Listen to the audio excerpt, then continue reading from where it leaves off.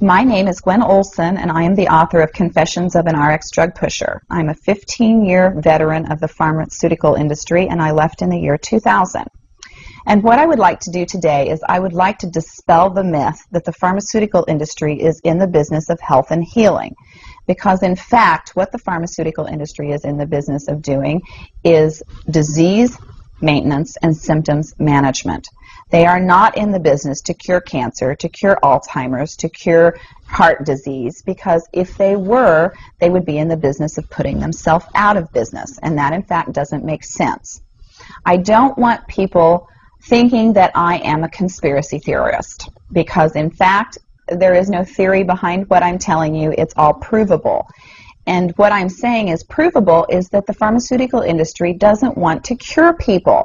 You need to understand, specifically when we're talking about psychiatric drugs in particular, that these are drugs that encourage people to remain customers of the pharmaceutical industry. In fact, you will be told if you're given a drug such as an anxiolytic or an antidepressant or an antipsychotic drug that you may be on the drug for the rest of your life. And very frequently people find that they are on the drugs for a very long period of time, if not permanently, because they're almost impossible to get off of.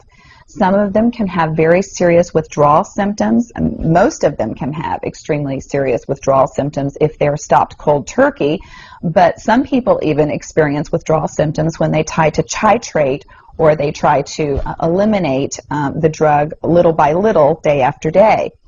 So it's really important to understand the motivation behind all of the current maintenance drugs that are on the market, even, for example, drugs such as cholesterol-lowering drugs. And what we are in fact finding now is that cholesterol drugs are lowering cholesterol excessively and causing other disease states as a consequence.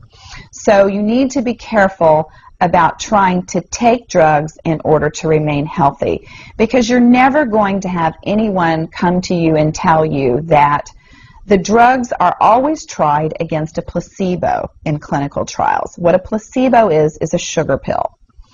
And in fact, many drugs are not found to be much more efficacious than the sugar pill. And in a case in point actually is the recent clinical trials that were released in the meta-analysis that came out of the UK on antidepressants, on the newer SSRI, selective serotonin reuptake inhibitor antidepressants. And what was found was the information that activists and other researchers have known for decades, was that antidepressants are no more effective than placebo, no more effective than sugar pills. But yet there are over 44 million people that have been taking these antidepressants, and a large number of them people that have mild to moderate depressive episodes. In fact, they prove that the antidepressants were not effective in anyone with the exception of some of the most severely depressed patients. And I can tell you from personal experience that there are a number of things that depressed patients can do to improve their mental status aside from drugs that are quite effective, and in fact more effective than placebo. Another recent study that was released showed that exercise was in fact more effective than either placebo or the antidepressant drug that they were compared to. But just like Bill Maher said in his show, you know, we're never going to hear any ads on television that are sponsored by anybody saying, you know,